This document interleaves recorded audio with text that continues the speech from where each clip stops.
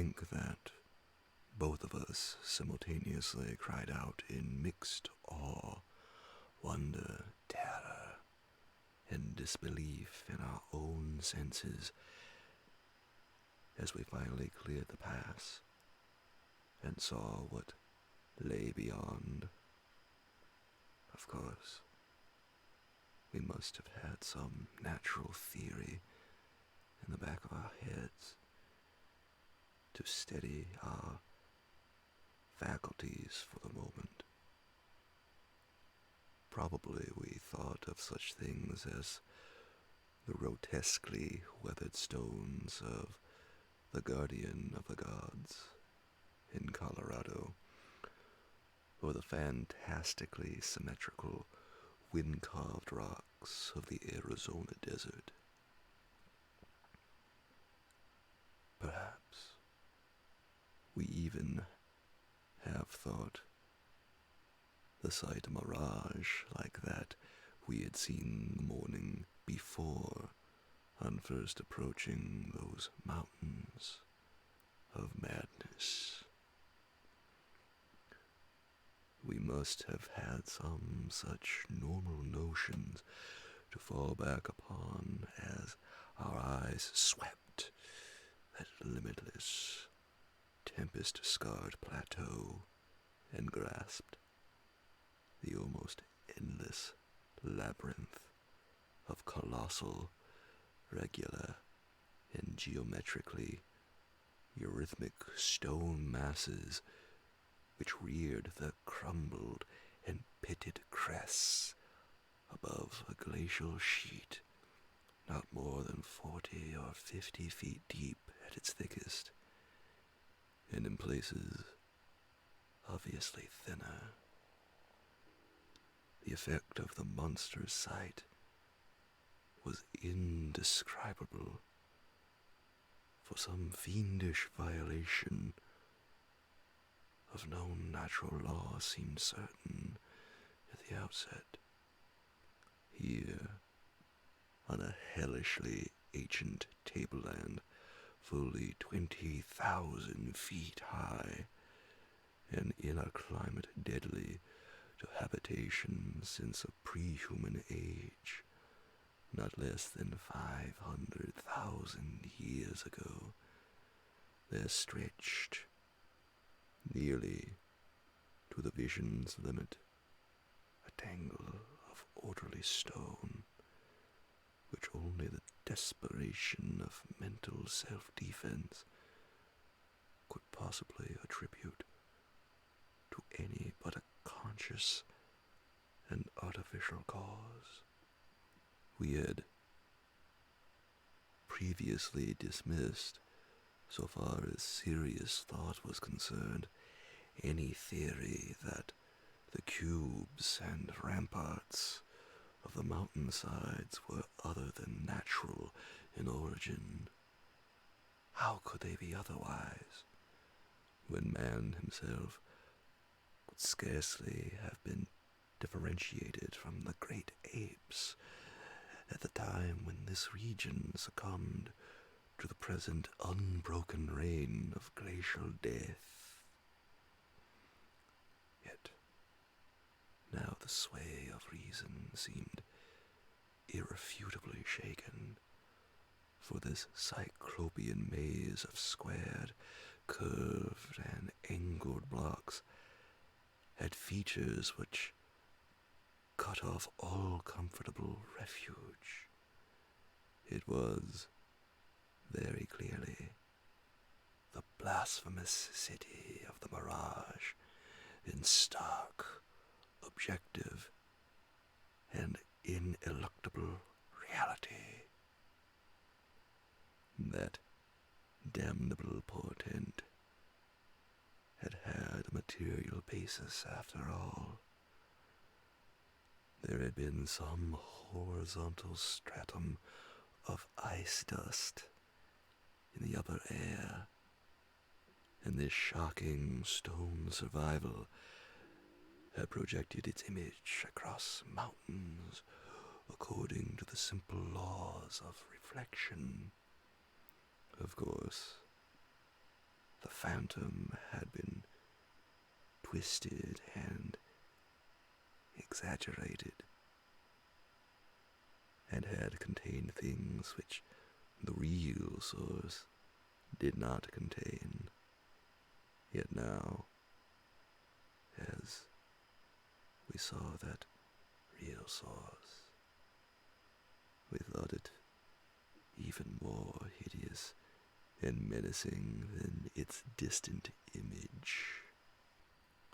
Only the incredible, unhuman massiveness of these vast stone towers and ramparts had saved the frightful thing from utter annihilation in the hundreds of thousands, perhaps millions of years it had brooded there amidst the blast of a bleak upland. Corona Mundi, roof of the world. All sorts of fantastic phrases sprang to our lips as we looked dizzily down at the unbelievable spectacle. I thought again of the eldritch primal myths that had so persistently haunted me since my first sight of this dead Antarctic world, of the demonic plateau of Ling, of the Migo, or abominable snowmen of the Himalayas, of the narcotic manuscripts with the pre-human implications, of the Cthulhu cult, of the Necronomicon, and of the Hyperborean legends of formless Sathagwa, and the worse than formless star spawn associated with that semi-entity. For boundless miles, in every direction, the thing stretched off with very little thinning, indeed, as our eyes followed it to the right and left, along the base of the low, gradual foothills which separated it from the actual mountain rim. We decided that we could see no thinning at all, except for an interruption at the left of the pass through which we had come. We had merely struck at random a limited part of something of incalculable extent. The foothills were more sparsely sprinkled with grotesque stone structures, linking the terrible city to the already familiar cubes and ramparts which evidently formed its mountain outposts. These latter, as well as the strange cave mouths, were as thick on the inner as on the outer sides of the mountains. The nameless stone labyrinth consisted, for the most part, of walls from 10 to 150 feet in ice-clear height, and of a thickness varying from 5 to 10 feet. It was composed mostly of prodigious blocks of dark, primordial slate, schist, and sandstone, blocks in many cases as large as 4 by 6 by 8 feet. Though, in several places it seemed to be carved out of a solid, uneven bedrock of Precambrian slate. The buildings were far from equal in size, there being innumerable honeycomb arrangements of enormous extent, as well as smaller separate structures. The general shape of these things tended to be conical, pyramidal, or terraced, though there were many perfect cylinders, perfect cubes, clusters of cubes, and other rectangular forms, and a peculiar sprinkling of angled edifices whose five-pointed ground plan roughly suggested modern fortifications. The builders had made constant and expert use of the principle of the arch, and domes had probably existed in the city's heyday. The whole tangle was monstrously weathered, and the glacial surface from where the towers projected was strewn with fallen blocks and immemorial debris. Where the glaciation was transparent, we could see the lower parts of the gigantic piles, and we noticed the ice-preserved stone bridges which connected the different towers at varying distances above the ground. On the exposed walls we could detect the scarred places where other and higher bridges of the same sort had existed. Closer inspection revealed countless largish windows, some of which were closed with shutters of a petrified material, originally wood, though most gaped open in a sinister and menacing fashion. Many of the ruins, of course, were roofless, and with uneven though well-rounded upper edges, whilst others, of a more sharply conical or pyramidal model, or else protected by higher surrounding structures, preserved intact outlines despite the omnipresent crumbling and pitting. With a field glass, we could barely make out what seemed to be sculptural decorations in horizontal bands, decorations including those curious groups of dots whose presence on the ancient soapstones now assumed a vastly larger significance. In many places, the buildings were totally ruined, and the ice sheet deeply riven from various geologic causes. In other places, the stonework was worn down to the very level of the glaciation, one broad swath extending from the plateau's interior to a cleft in the foothills, about a mile to the left of the pass we had traversed, was wholly free from buildings. It probably represented, we concluded, the course of some great river which in tertiary times, millions of years ago, had poured through the city and into some prodigious subterranean abyss of the Great Barrier Range. Certainly, this was above all a region of caves, gulfs, and underground secrets beyond human penetration.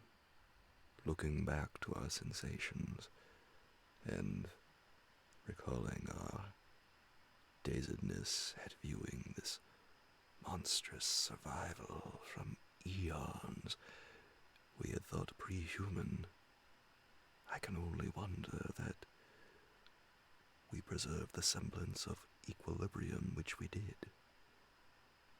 Of course, we knew that something,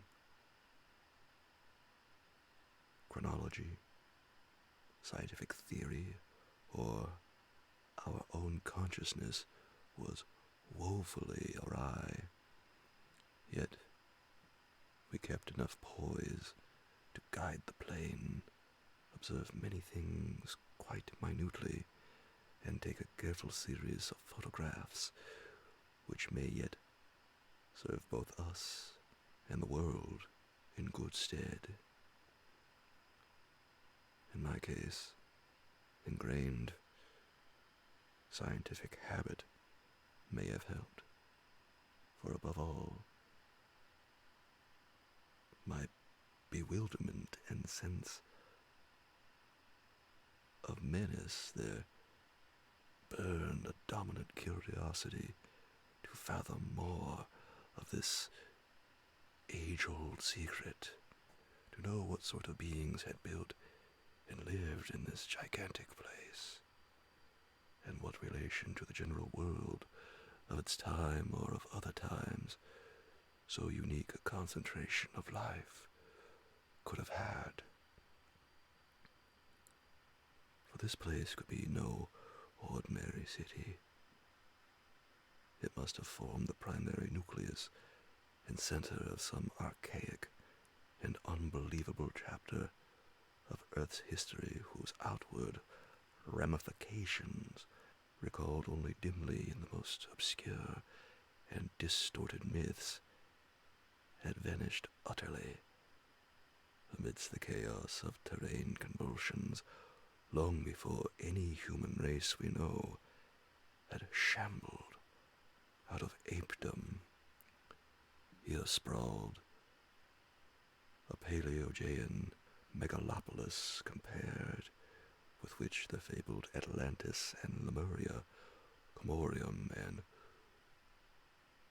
Zolderum and Olafau in the land of Lomar are recent things of today, not even of yesterday. A megalopolis ranking with such whispered pre-human blasphemies as Belusia, Ryle, Ib in the land of Nar, and the nameless city of Arabia Deserta, as we flew above that tangle of stark Titan towers. My imagination sometimes escaped all bounds and roved aimlessly in realms of fantastic associations, even weaving links betwixt this lost world and some of my own wildest dreams concerning the mad horror at the camp. The plane's fuel tank, in the interest of greater lightness, had been only partially filled, hence we now had to exert caution in our explorations. Even so, however, we covered an enormous extent of ground, or rather, air, after swooping down to a level where the wind became virtually negligible. There seemed to be no limit to the mountain range, or to the length of the frightful stone city which bordered its inner foothills. 50 miles of flight in each direction showed no major change in the labyrinth of rock and masonry that crawled up corpse-like through the eternal ice. There were, though, some highly absorbing diversifications, such as the carvings on the canyon where that broad river had once pierced the foothills and approached its sinking place in the great range. The headlands at the stream's entrance had been boldly carved into cyclopean pylons, and something about the ridgy, barrel-shaped designs stirred up oddly vague, hateful, and confusing semi-remembrances in both Danforth and me. We also came upon several star-shaped open spaces, evidently public squares, and noted various undulations in the terrain. Where a sharp hill rose, it was generally hollowed out into some sort of rambling stone edifice. But there were at least 2 exceptions. Of these latter, one was too badly weathered to disclose what had been on the jutting eminence, while the other still bore a fantastic conical monument carved out of the solid rock, and roughly resembling such things as the well-known snake tomb in the ancient city of Petra. Flying inland from the mountains, we discovered that the city was not of infinite width, even though its length along the foothills seemed endless. After about 30 miles, the grotesque stone buildings began to thin out, and in 10 more miles we came to an unbroken waste, virtually without signs of sentient artifice. The course of the river beyond the city seemed marked by a broad, depressed line, while the land assumed a somewhat greater ruggedness, seeming to slope slightly upward as it receded in the mist-hazed west. So far we had made no landing, yet to leave the plateau without an attempt at entering some of the monstrous structures would have been inconceivable. Accordingly, we decided to find a smooth place on the foothills near our navigable pass, there grounding the plane and preparing to do some exploration on foot. Though these gradual slopes were partly covered with a scattering of ruins, low-flying soon disclosed an ample number of possible landing places. Selecting that nearest to the pass, since our next flight would be across the Great Range and back to camp, we succeeded about 12:30 p.m. in coming down on a smooth, hard snowfield, wholly devoid of obstacles, and well adapted to a swift and favorable takeoff later on. It did not seem necessary to protect the plane with a snow banking for so brief a time and in so comfortable an absence of high winds on this level. Hence, we merely saw that the landing skis were safely lodged, and that the vital parts of the mechanism were guarded against the cold. For our foot journey, we discarded the heaviest of our flying furs and took with us a small outfit consisting of pocket compass, hand camera, light provisions, voluminous notebooks and paper, geologist's hammer and chisel, specimen bags, coil of climbing rope, and powerful electric torches with extra batteries. This equipment, having been carried in the plane on the chance that we might be able to effect a landing, take ground pictures, make drawings and topographical sketches, and obtain rock specimens from some bare slope, outcropping, or mountain cave.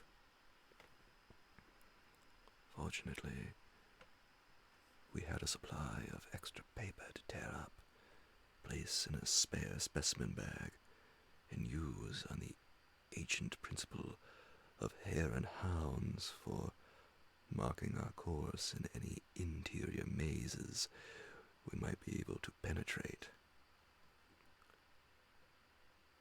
This had been brought in case we found some cave system with air quiet enough to allow such a rapid and easy method in place of the usual rock-chipping method of trailblazing.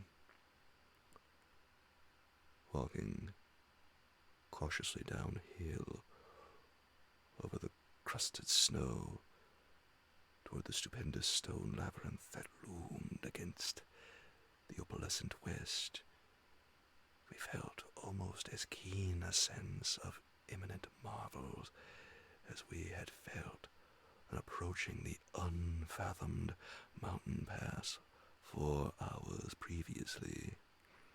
True, we had become visually familiar with the incredible secret concealed by the barrier peaks, yet the prospect of actually entering primordial walls reared by conscious beings perhaps millions of years ago, before any known race of men could have existed, was nonetheless awesome and potentially terrible in its implications of cosmic abnormality. Though the thinness of the air at this prodigious altitude made exertion somewhat more difficult than usual, both Danforth and I found ourselves bearing up very well, and felt equal to almost any task which might fall to our lot. It only took a few steps to bring us to a shapeless ruin, worn level with the snow, while 10 or 15 rods farther on there was a huge roofless rampart, still complete in its gigantic 5-pointed outline, and rising to an irregular height of 10 or 11 feet. For this latter we headed, and when at last we were actually able to touch its weathered cyclopean blocks, we felt that we had established an unprecedented and almost blasphemous link with forgotten eons, normally closed to our species. This rampart, shaped like a star, and perhaps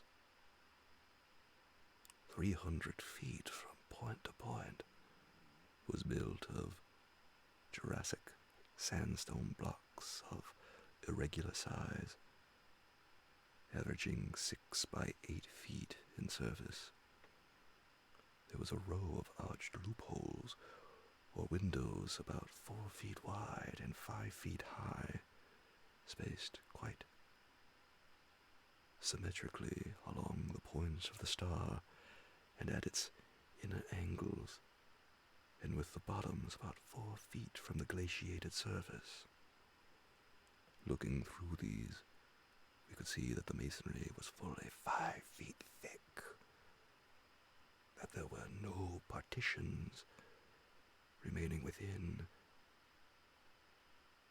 and that there were traces of banded carvings or bas-reliefs on the interior walls, facts we had indeed guessed before when flying low over this rampart, and others like it, though lower parts must have originally existed. All trace of such things were now wholly obscured by the deep layer of ice and snow at this point. We crawled through one of the windows and vainly tried to decipher the nearly ethiced mural designs, but did not attempt to disturb the glaciated floor.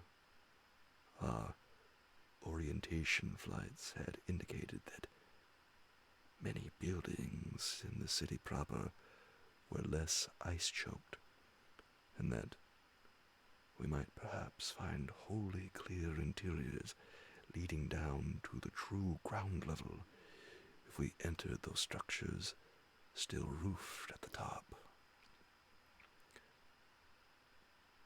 Before we left the rampart, we photographed it carefully and studied its mortarless cyclopean masonry with complete bewilderment. We wish that Pobodi were present, for his engineering knowledge might have helped us guess how such titanic blocks could have been handled in that unbelievably remote age when the city and its outskirts were built up. The half-mile walk downhill to the actual city, with the upper wind shrieking vainly and savagely through the skyward peaks in the background,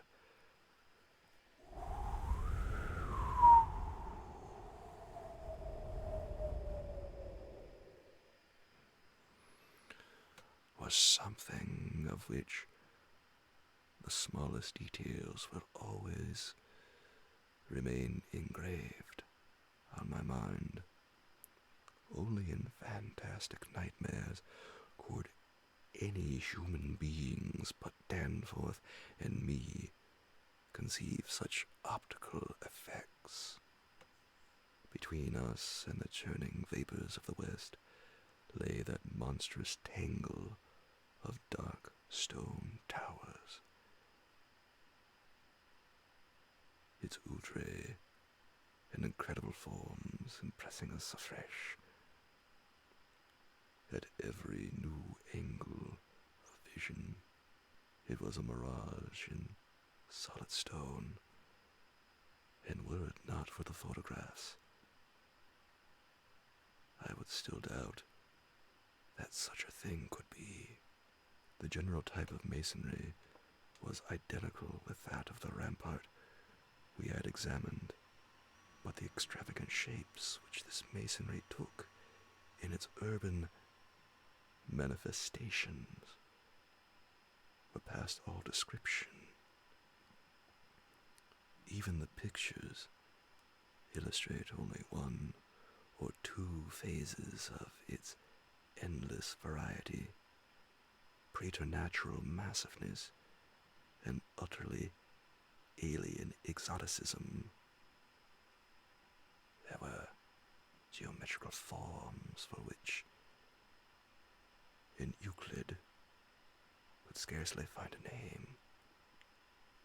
Cones of all degrees of irregularity and truncation, terraces of every sort of provocative disproportion, shafts with odd, bulbous enlargements, broken columns in curious groups, and five-pointed or five-rigid arrangements of mad grotesqueness. As we drew nearer, we could see beneath certain transparent parts of the ice sheet, and detect some of the tubular stone bridges that connected the crazily sprinkled structures at various heights. Of orderly streets there seemed to be none, the only broad open swath being a mile to the left, where the ancient river had doubtless flowed through the town and into the mountains.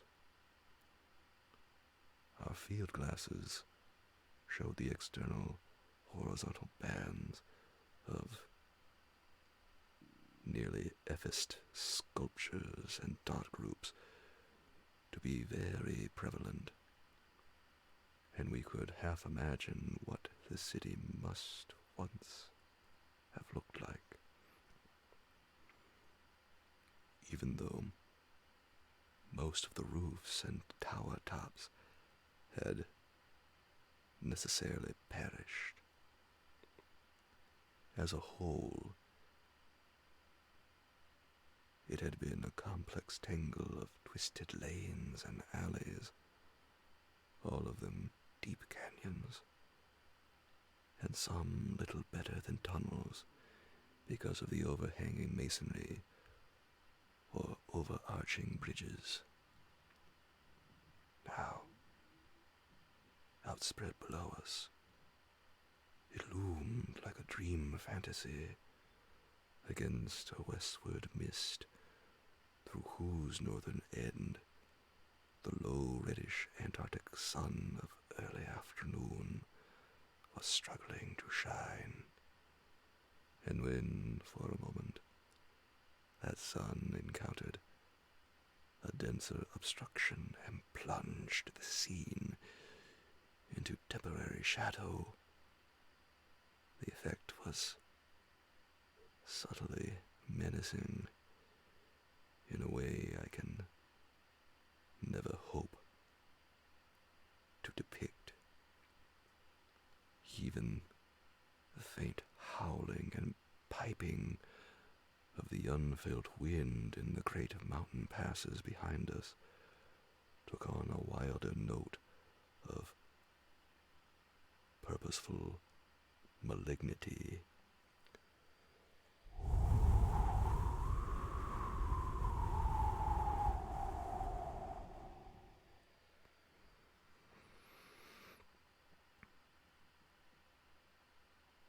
The last stage of our descent to the town was unusually steep and abrupt, and a rock outcropping at the edge where the grade changed led us to think that an artificial terrace had once existed there. Under the glaciation, we believed, there must be a flight of steps, or its equivalent, when at last we plunged into the town itself, clambering over fallen masonry and shrinking from the oppressive nearness and dwarfing height of omnipresent crumbling and pitted walls. Our sensations again became such that I marvel at the amount of self-control we retained. Danforth was frankly jumpy and began making some offensively irrelevant speculations about the horror at the camp, which I resented all the more because I could not help sharing certain conclusions forced upon us by many features of this morbid survival from nightmare antiquity. The speculations worked on his imagination too. For in one place, where a debris-littered alley turned a sharp corner, he insisted that he saw faint traces of ground markings, which he did not like, whilst elsewhere he stopped to listen to a subtle, imaginary sound from some undefined point. A muffled musical piping, he said, not unlike that of the wind in the mountain caves, yet somehow disturbingly different.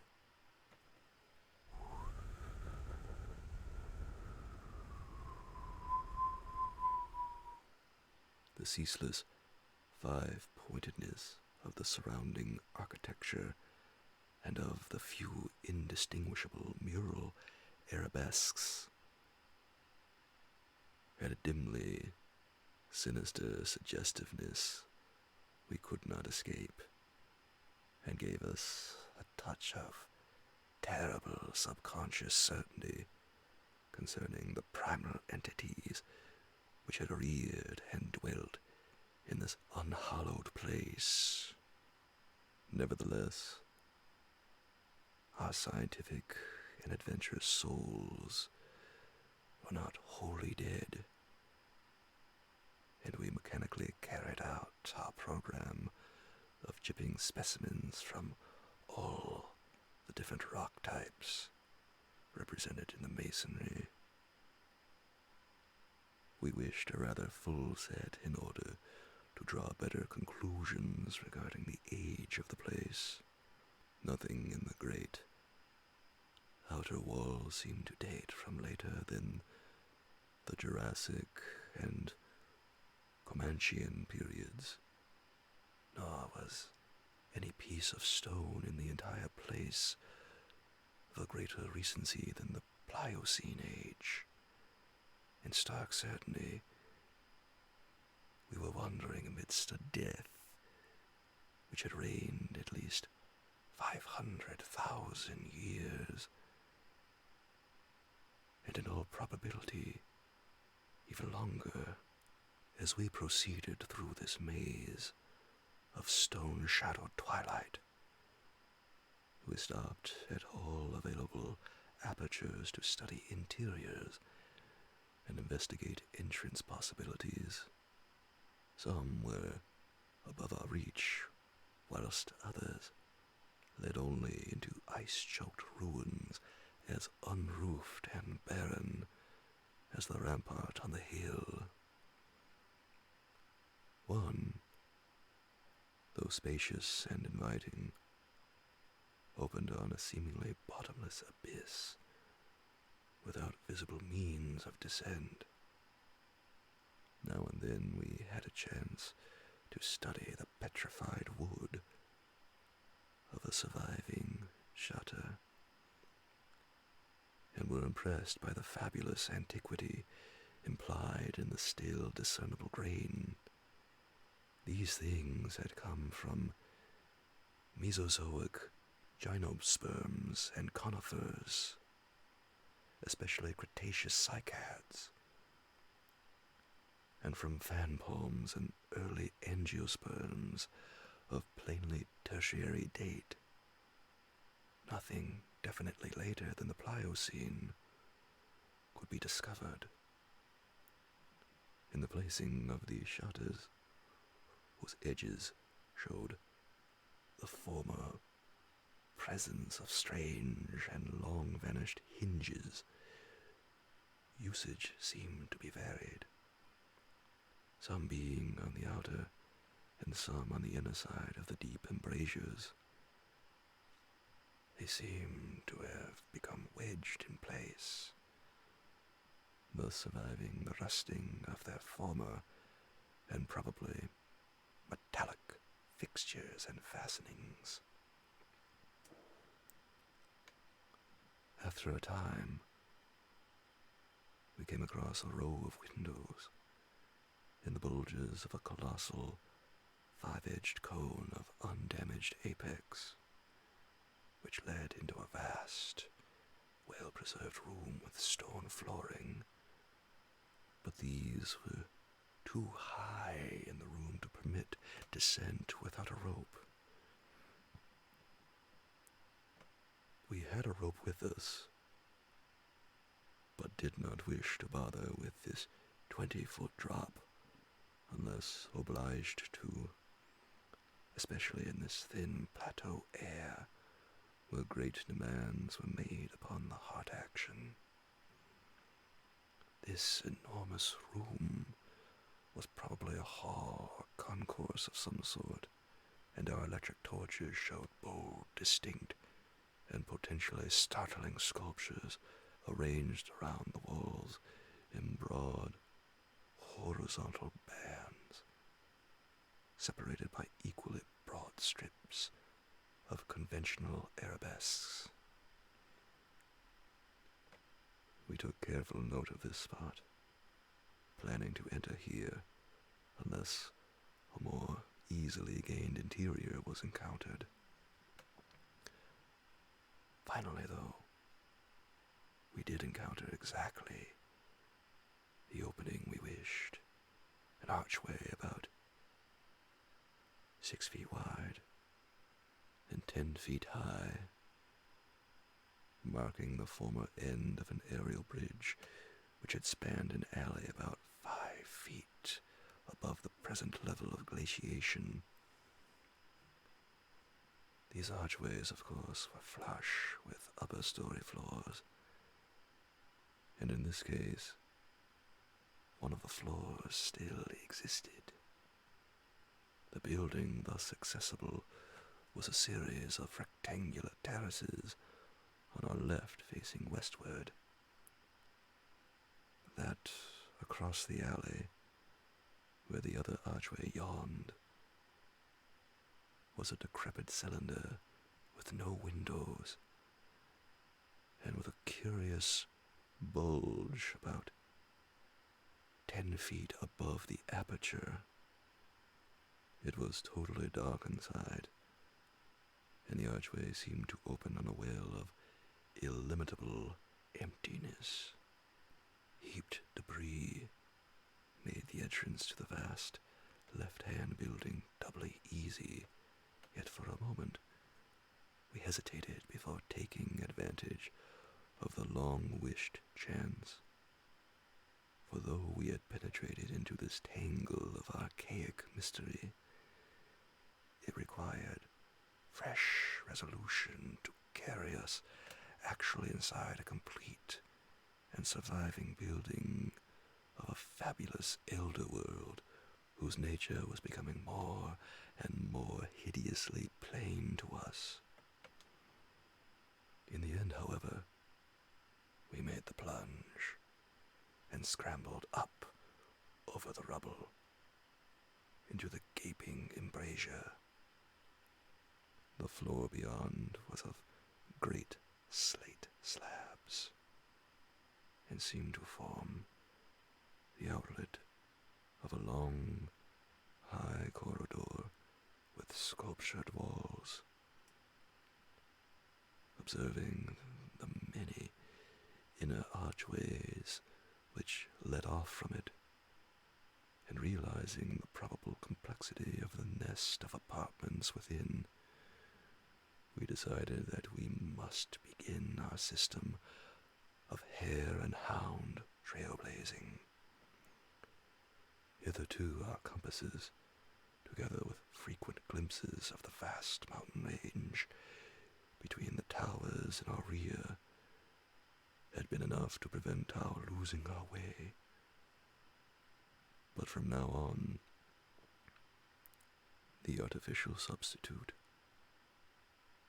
would be necessary. Accordingly, we reduced our extra paper to shreds of suitable size, placed these in a bag to be carried by Danforth, and prepared to use them as economically as safety would allow. This method would probably gain us immunity from straying, since there did not appear to be any strong air currents inside the primordial masonry. If such should develop, or if our paper supply should give out, we could, of course, fall back on the more secure, though more tedious and slower method of rock chipping. Just how extensive a territory we had opened up, it was impossible to guess without a trial. The close and frequent connection of the different buildings made it likely that we might cross from one to another on bridges underneath the ice, except where impeded by local collapses and geologic rifts, for very little glaciation seemed to have entered the massive constructions. Almost all the areas of transparent ice had revealed the submerged windows as tightly shuttered, as if the town had been left in that uniform state, until the glacial sheet came to crystallize the lower part for all succeeding time. Indeed, one gained a curious impression that this place had been deliberately closed and deserted in some dim, bygone eon, rather than overwhelmed by any sudden calamity or even gradual decay. Had the coming of the ice been foreseen, and had a nameless population left in mass to seek a less doomed abode? The precise physiographic conditions attending the formation of the ice sheet at this point would have to wait for later solution. It had not, very plainly, been a grinding drive. Perhaps the pressure of accumulated snows had been responsible, and perhaps some flood from the river, or from the bursting of some ancient glacial dam in the Great Range, had helped to create the special state now observable. Imagination could conceive almost anything in connection with this place.